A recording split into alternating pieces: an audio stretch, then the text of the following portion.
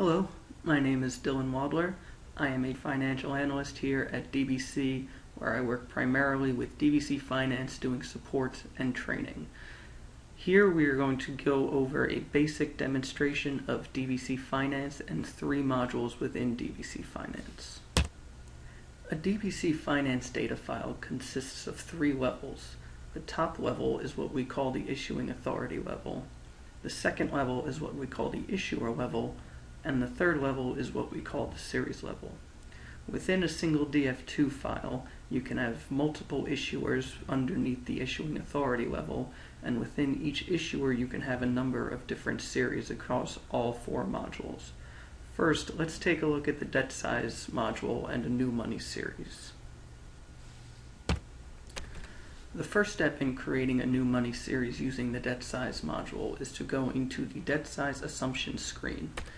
Here, you're going to be entering general bond information such as the dated date, delivery date, and first interest payment date. You will also be dictating what the interest frequency and interest day basis are.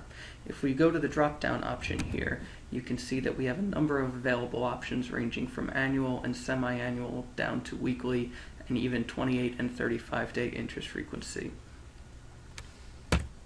The debt size assumption screen is also where you can enter components such as cost of issuance, which we have entered here as a fixed amount of 1.5% of par, and underwriters discount, which we have broken up between 4 components ranging in multiple calculation options ranging from an X number of dollars per thousand to a percent of par to a fixed dollar amount entered in thousands. Once you have entered your general bond information, you can then start creating your bond components. You can go to the interest payment option, which is where you will dictate whether you are creating a typical serial or term bond, a capital appreciation bond, a convertible capital appreciation bond, or a note. The last option you need to select on this page is whether you want to create a serial bond or a term bond, which you select by changing the trigger option. Moving over to the maturity structure tab, we can now enter our maturity dates, starting first with our first maturity date, and entering our final maturity date, the frequency where you have the same options as you have for your interest frequency, and the day alignment option if you want to align maturity payments to a specific day of the week.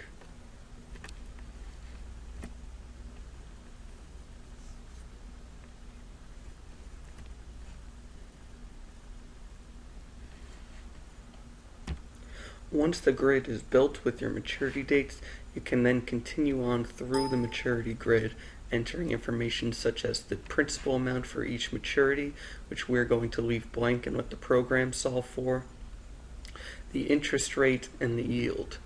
It is important to note here that only the interest rate and yield need to be filled in. As 2 are filled in, the price will fill in automatically.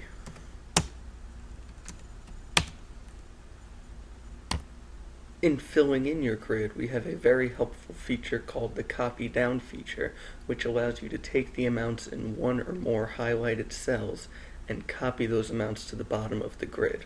So if we were to right click, go to copy down, and hit OK, the amounts in those 2 cells will be copied to the bottom of the grid.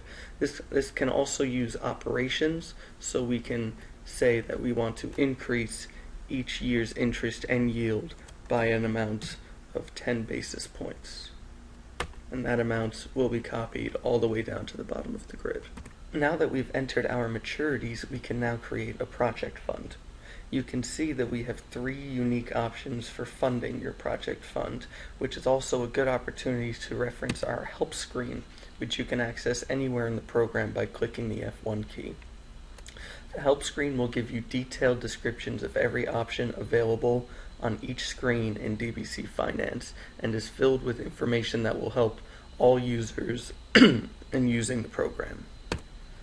You also have 3 options for your investment amount.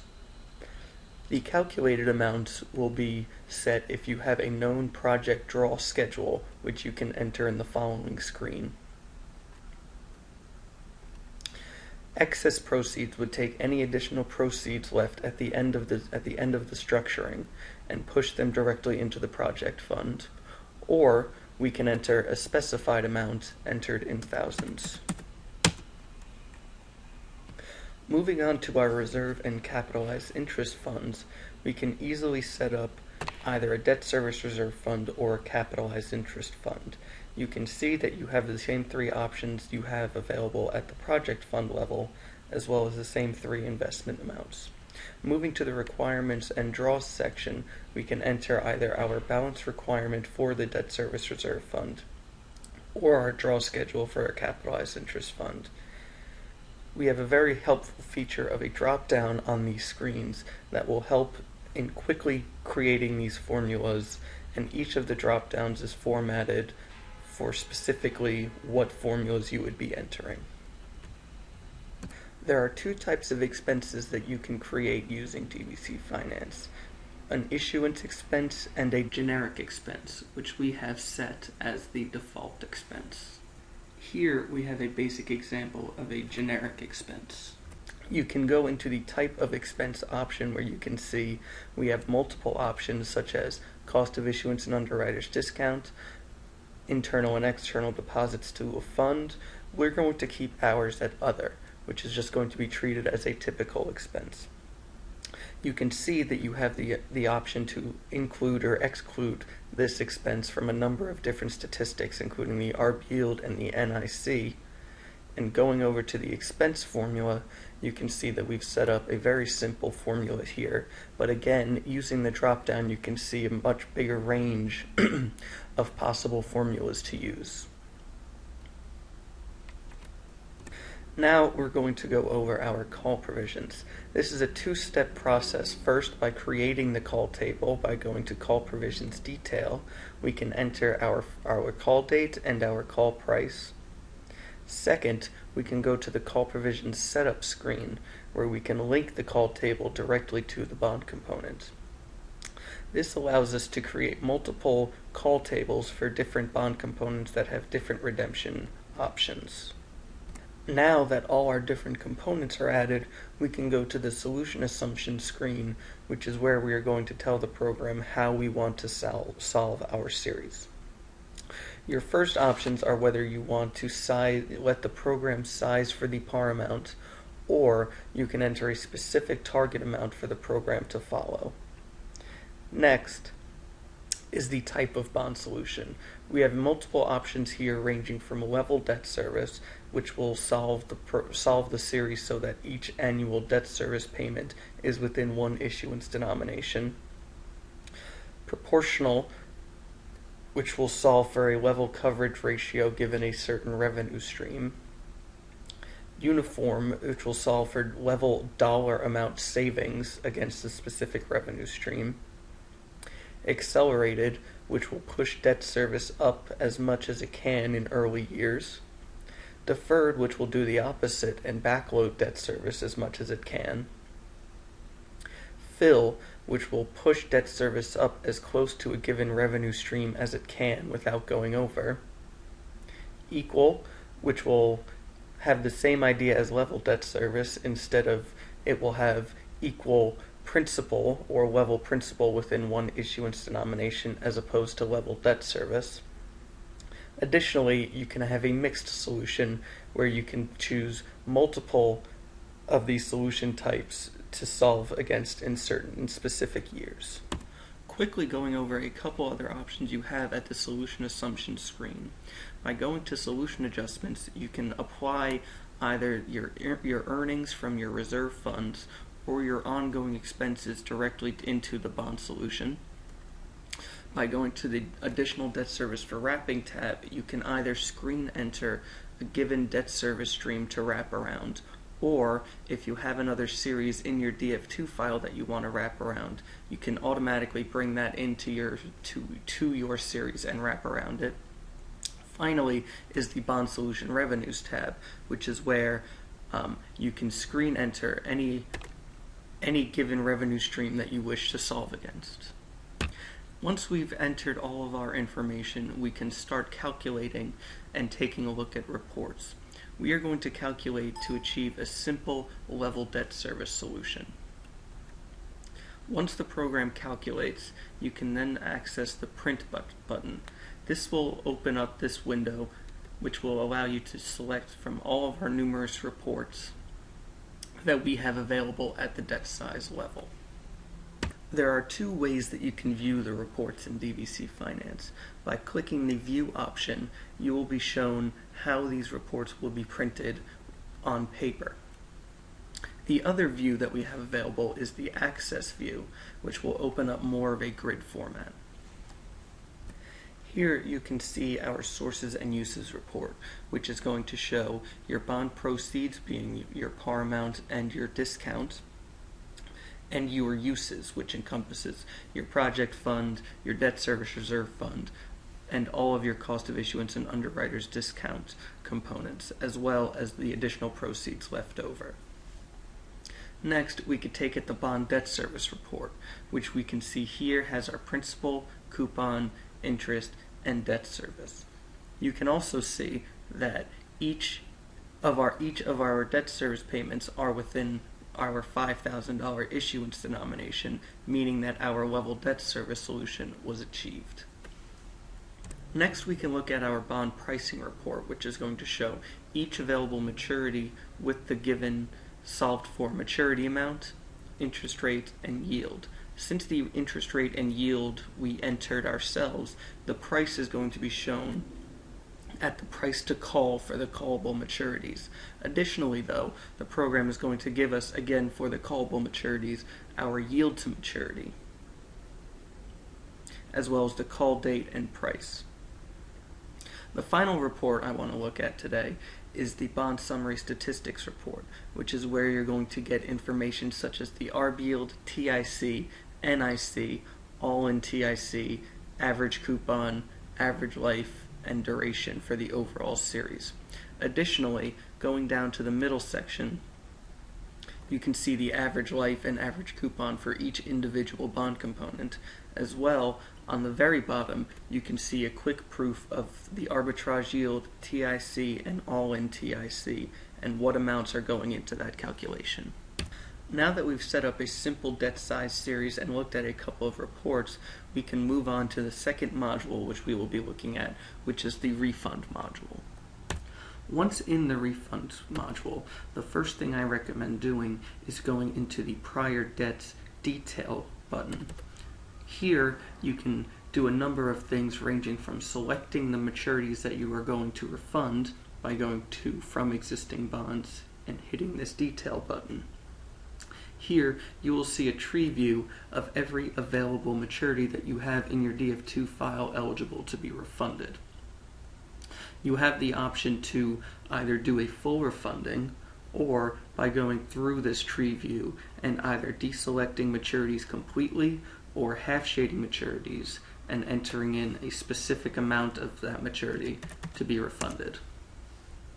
Once your prior debt is selected, you have a couple other options on this screen, ranging from any screen entered cash flows that you would like to be refunded, to dictating whether or not you want to refund only principal, only interest, or all of debt service.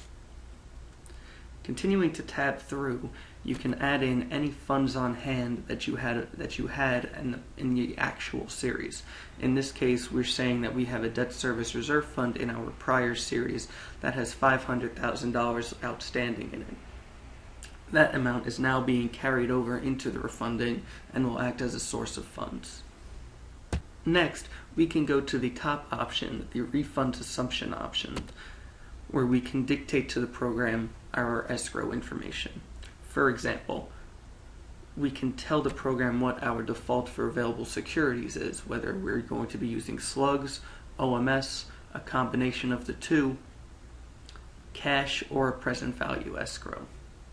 Once that option is selected, you can then tell the program either specifically what slugs rate file you wish to use, or which specific OMS data file you wish to use.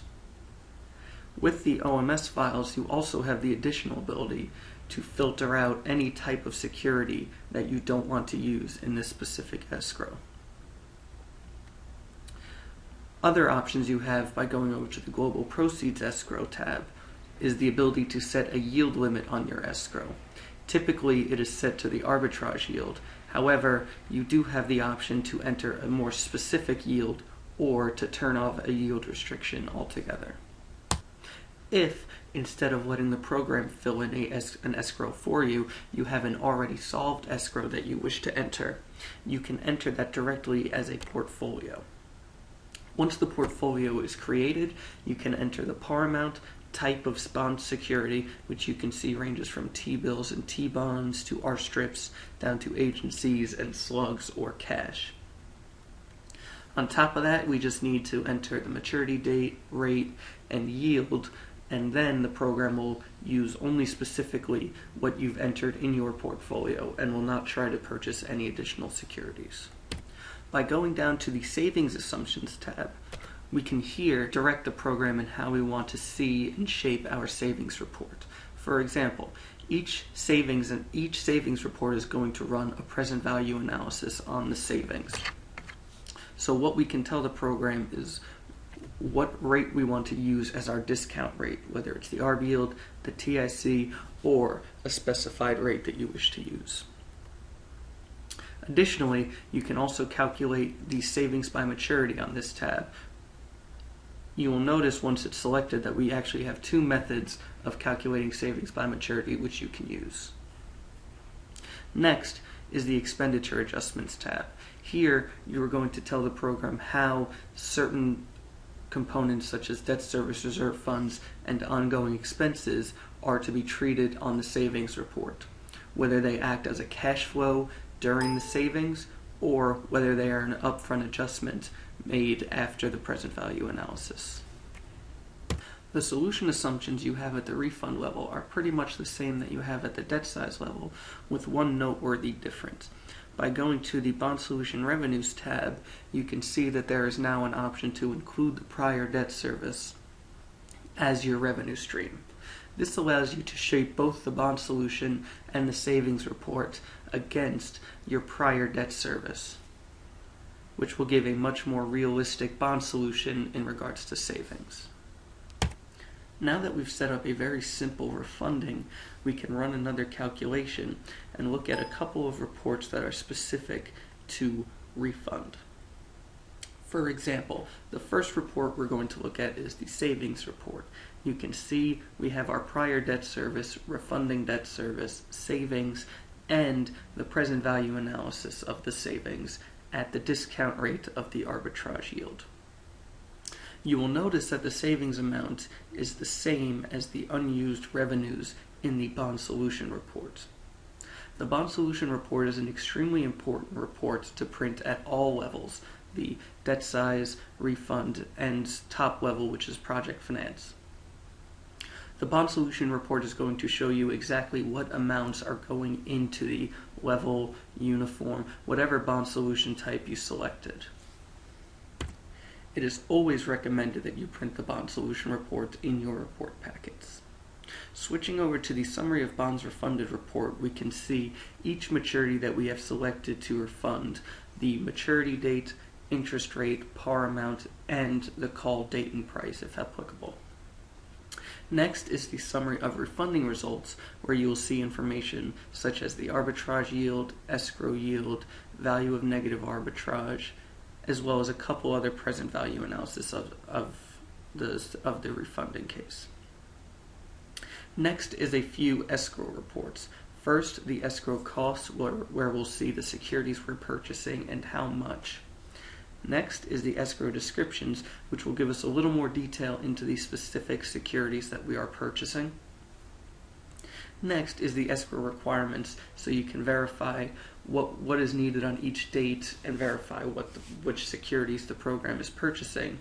And finally is the escrow statistics report, where you'll see your total escrow cost, your perfect escrow cost, which is calculated if you could earn exactly your yield limit on the escrow, what you would need to invest in your escrow. And the difference between your perfect escrow and your total escrow cost is shown as the value of negative arbitrage. Now that we've taken a quick look at the refund module, we can go back and take a look at the final module we're going to be looking at today, which is the monitor module. The monitor module would typically use prior to setting up a refunding case and will allow you to look at all your prior debt to analyze any possible refunding candidates out of that prior debt. So, as a result, the first thing you want to do is select the prior debt that you would like to analyze. Again, like in Refund, you have the tree view available where you can pick and choose which maturities you want to look at and how much of each maturity you want to look at. It is worth noting that you can select multiple series to run in this analysis. You are not limited to running a single analysis with just one single series. Once your prior debt is selected, you can then go to the Monitor Assumptions tab. Here, you will dictate to the program specifically of the prior maturities that you selected, what types of maturities you wish to look at. So you can either include or exclude advanced callable maturities, or you can include or exclude currently maturing and callable maturities. Additionally, like in Refund, Monitor is going to run a present value of the savings with every calculation. Tabbing through, you could see the new bond here is where we're going to get our new rates from. So to simulate a refunding, you can tell the program that you are going to use the same refunding series you are using at the refund level. Additionally, you can add a coupon adjustment to that to run a sort of sensitivity analysis. The escrow tab is where you're going to let the program know where it's going to pull its escrow rate from. Now, it is worth noting that in Monitor, it is not going to purchase a known set of securities. Instead, it is just going to solve with a known escrow yield. Continuing through, you can add in some refunding information such as cost of issuance, bond insurance, and other costs. Finally, we have the selection criteria. Here, you're eligible to add a minimum savings percentage, which will allow you to look at the reports seeing only the maturities that met your minimum savings percentage. Additionally, you can have the program on the bottom option here automatically adjust your prior debt in the refund level to meet only the maturities that have met your minimum savings percentage.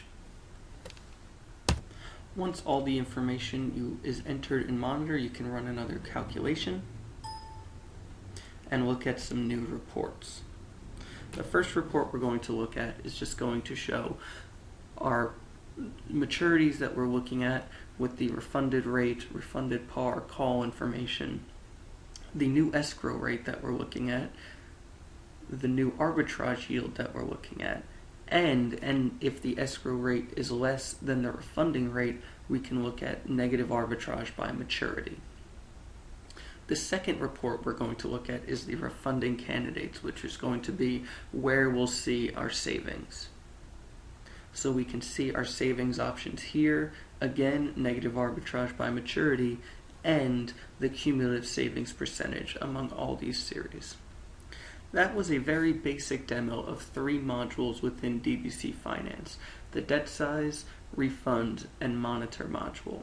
There are a lot of different scenarios and options and much more complex features that we did not go over today, such as the top-level project finance module, which is used for multi-purpose issues combining new money series and refund cases, as well as providing aggregate statistics and reports. But we hope to be going over them in the future with you. As you may know, all 30 of the top 30 investment banks and 9 out of the top 10 financial institutions use DBC programs to structure their municipal bond deals. Additionally, DBC Finance and other DBC products such as DBC Debt Manager speak to each other, meaning that you will be able to import and export information between both programs. Thank you for your time. Again, my name is Dylan Wadler, and if you have any questions in the future, please feel free to reach out to me at dwadler@sscinc.com. Thank you.